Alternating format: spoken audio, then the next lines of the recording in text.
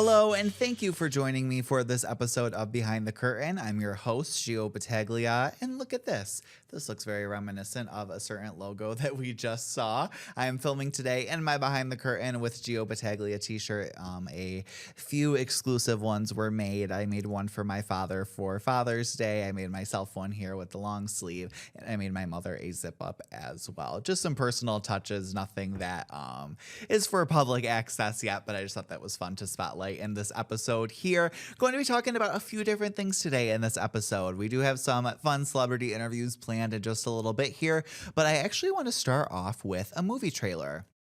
I was scrolling social media when I was pleasantly surprised with the trailer for Camp Rock 3. Let's get this playing here. So as you can see here, this is the trailer that just debuted on Wednesday, and it is for the upcoming Camp Rock 3 movie, which is a sequel to the Camp Rock first movie, which we are in 2026. The first Camp Rock movie with Demi Lovato, the Jonas Brothers, all the characters as you know and love them to be, came out in 2008.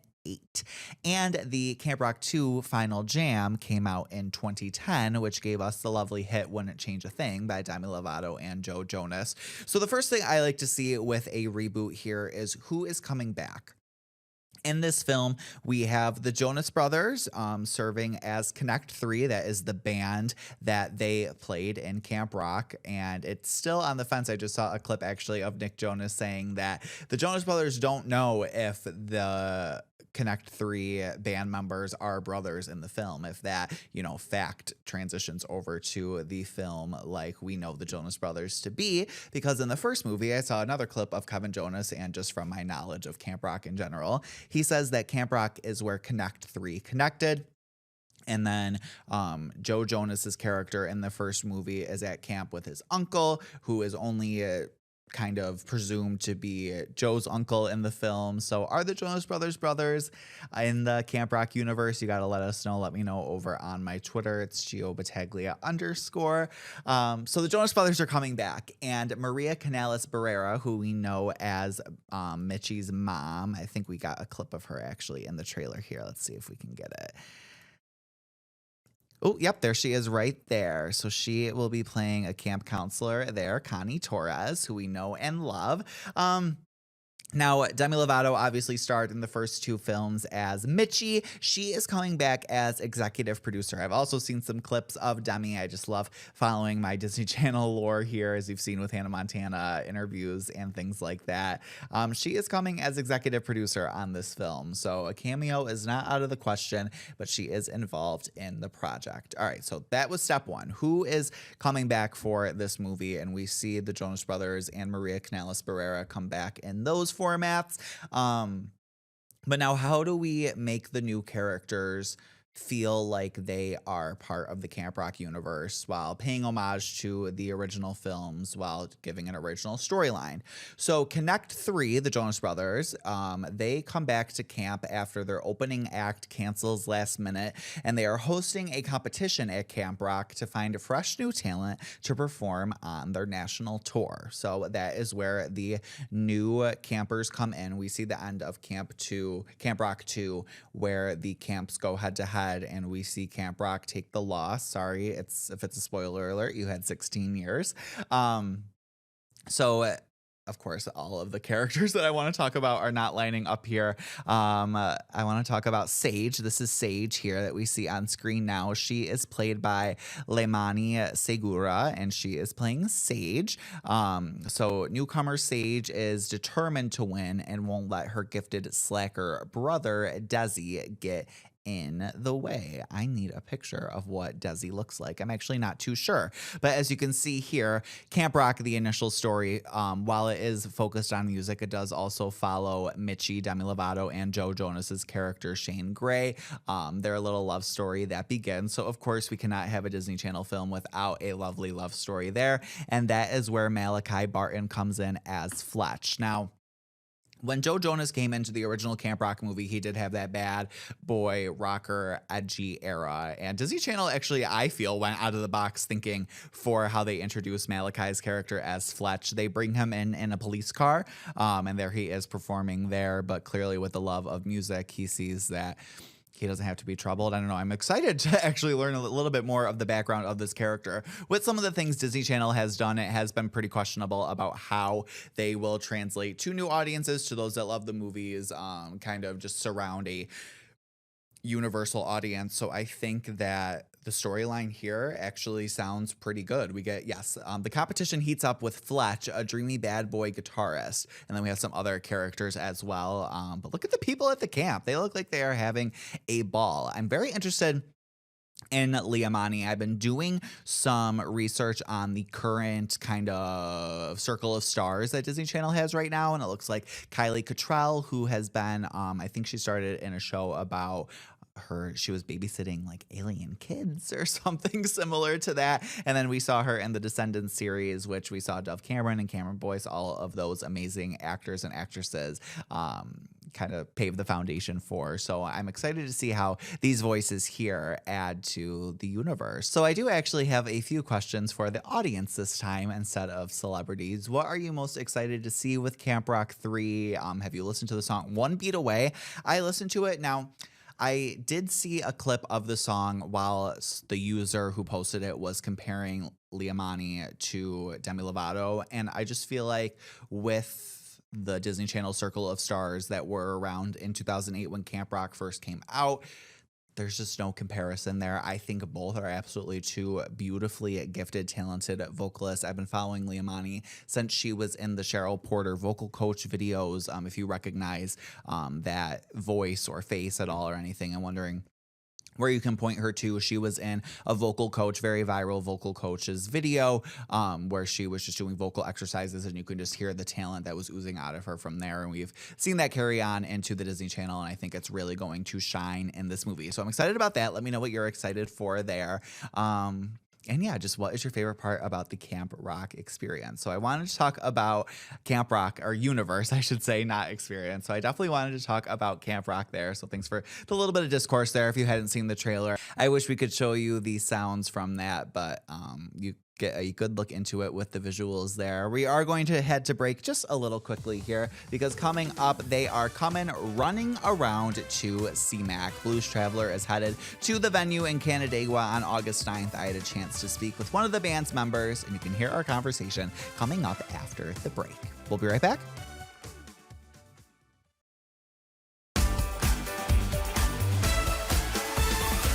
Welcome back. Blues Traveler is bringing nearly 4 decades of hits, harmonica-driven rock, and jam band energy to CMAC on August 9th. Ahead of the show, I spoke with the band's Ben Wilson about life on the road, the group's staying power, and what fans can expect when they return to the Finger Lakes. Here's my conversation with keyboardist Ben Wilson.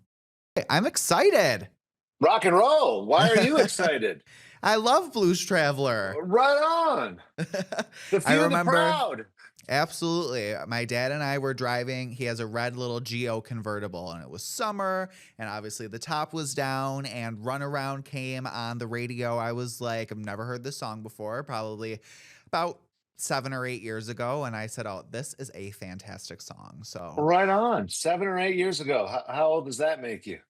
I'm 24. Oh, youngster and Yes. coming into the fold. I like Yes. it. Yes. I've always kind of clung on to my parents' music or rode on their coattails. So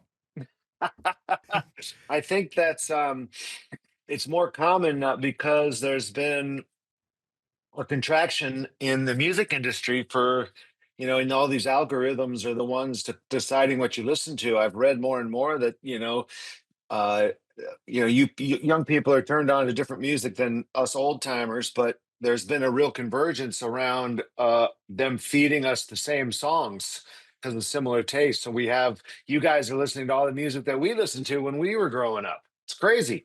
I know, but I love it. We get some good music out of it. So you're heading back out on the road and making a stop this summer here in Canandaigua. So what keeps touring exciting for Blues Traveler after all these years? Well, I think this particular tour with the Spin Doctors and Gin Blossoms, it was such a rousing success last year that we were super stoked. And then to be able to kind of roll into the new touring season of 26 with knowing that we have something that works. It just makes you're not worried about anything but going out and having fun and rocking out for the crowd. And but just generally speaking, being able to just get on stage with fans all over the country that, are stoked to hear all of your songs and sing along to a lot of the stuff. And, there's kind of been a little bit of a quote unquote revival of 90s music. And it's been working out well for us, and it makes it easy to get out there and have a good time. When you look at the band's journey, what are you most proud of? Huh. I think we stayed rocking. Every band that sort of has a period where there's some big hits and they're riding high. If you're not, Madonna or Michael Jackson or any of these people that can maintain hit after hit after hit, which we weren't able to do, inevitably you dip down sort of below that cultural uh, that line in culture where people know what's going on with you. And so for a long time we were kind of below that, and we were still doing just fine and touring around and drawing decent crowds. But and I think one of the things that makes me proud is that we continue to make records. We continued to kind of slog it out. Nobody quit. Nobody wanted to do something different, just because it wasn't going as well as it had in the 90s. And then because of that, we're starting to feel the reward in kind of hanging tough and getting better as a band and getting better as individuals. And it's been really fun. It's been a great journey that way, and I feel a lot of pride at in being a part of that kind of, the dip down and then just touch up. Jimmy Kimmel had us on last year. Where a couple of the guys, John and Chan, are going on American Idol this year. Nice. It's yeah, so it's like little cool little things like that where you're kind of getting a little recognition for it's kind of like time served, you know what I mean? We hung in there. And so we're gonna get we're getting a little reward, you're getting that 50-year party from the boss. And your shows are known for improvisation. So when you're on stage, how much of the performance is planned versus just feeding off that energy of the crowd? There, we go off a working set list. And occasionally, if there's enough people screaming at John to hear a particular song that might not be in the set, he might say, "Hey, you guys want to do that one?" And we'll do it. But generally, the songs are planned, and often in between songs is unplanned. We know we're going to get from this song, and we're going to go to this other song, and we might have done it before, so we kind of have an idea of how it's going to go. um, so I don't know what the percentage is. It's a lower percentage of improv than it was when we were younger, but Gotcha. there's still a good amount. We just don't our shows aren't as long as they used to be, and there's a more of a presumption that we're gonna play, four or five of the songs that we've kind of become known for. So there's a limit as to what um how much jamming that we can do, but there's a lot of improvisation in solos. So if you're doing Carolina Blues, for example, Chan has a lot of liberties in his guitar solo, or dropping in some NYC, which is a song that I solo in. I can do whatever I want, and it's gets improvisational there. Nice. And you said that you guys have obviously been making music together for a long time and no one went off and did their own thing. What's the secret to keeping a band like Blues Traveler creative and connected after all this time? Wow. I don't know what the secret is other than we all like playing together. We all knew um, this is there's a certain recognition this is the best thing you got going. So even John, who has more opportunities because of his fame, his individual fame, it's this is a great band, and we know it's a great band, and we've had some great success. So why would you leave? We try to be very open and honest with one another about business stuff and other things. The band has been through a lot of stuff, interpersonally, people's individual lives, and we've shared in that all together. And I think we're just all kind of, you know, not to toot our horns, but just cool guys who care about each other and want the best for everybody, both professionally and individually. And it kind of has, that doesn't mean we haven't had a lot of problems, a lot of fights, but you know, just that commitment. And the original guys were each other from high school, man. I mean, these guys have we've I've now known them for 26 years, and the other guys have all known each other almost their whole lives. It's certainly plenty of relationships go sour after that long, but these guys have really managed to stick it out, and it feels good to be a part of it. Talking about your own musicianship here, what first drew you to music and the keyboard? Was there a moment when you really realized that this could be your career? Well, I always wanted it to be my career. I think I don't know exactly, but I do know that I was always drawn to music and songs that had keyboards in them. My dad played some piano in our house. I come from on his side of the family. There was music teachers and piano teachers, and on my mom's side of the family, there was a lot of singing.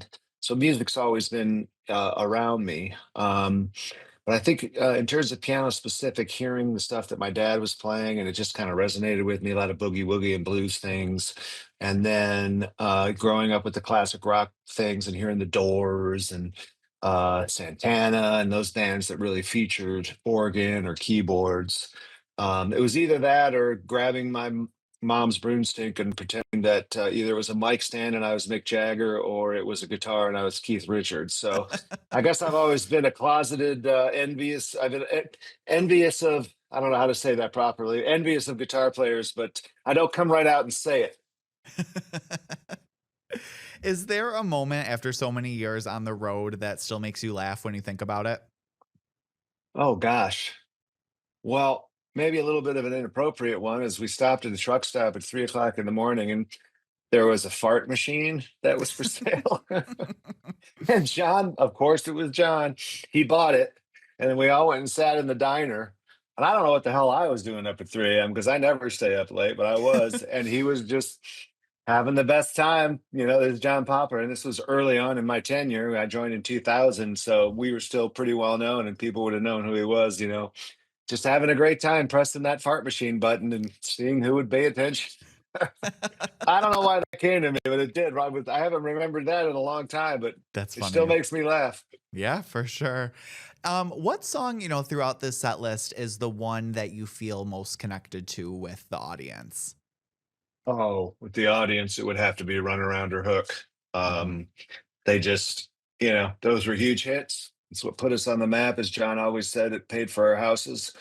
When you launch into those tunes, no matter where they are in the set, people just, it's like a transformation. It's funny though, because there are probably 800 million YouTube clips of those songs on Mhm. YouTube, and still people got to take it. They got to take it of their own camera. You know what I'm saying? They got to prove it.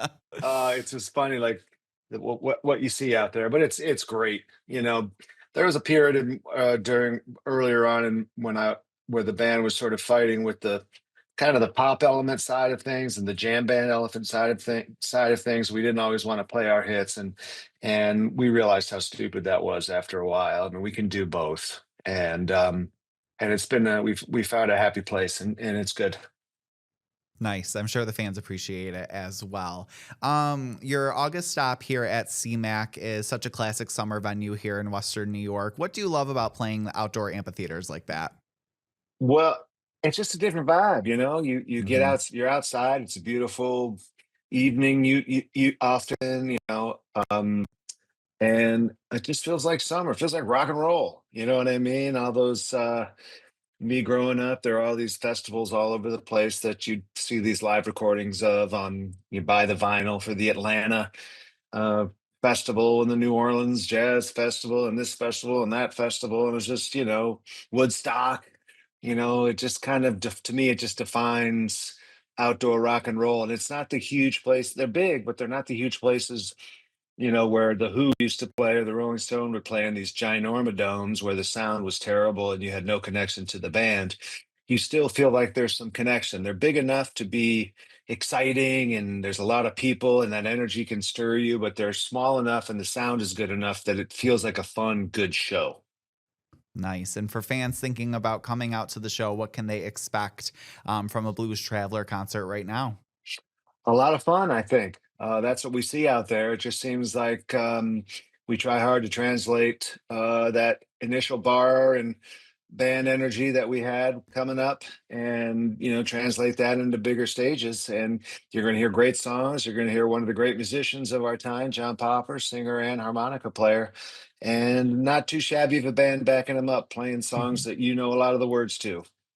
I love it. Well, we are very excited. Mr. Wilson, thank you for taking the time to chat with me today. You too. Take care, man. Appreciate it. Of course. Take care. Very exciting stuff there. I love Runaround, so I'm excited to hear it performed, especially after more than 30 years since its release. Thank you to Ben Wilson for taking the time to talk with me. Thank you for watching this episode of Behind the Curtain. Whether you're excited for Blues Travelers or Camp Rock 3, I would love to hear your thoughts on this week's episode. You can reach me on Twitter at Gio Battaglia _ or on Instagram at Behind the Curtain with Gio. Thank you very much for watching this week's episode. We'll see you next week. Take care.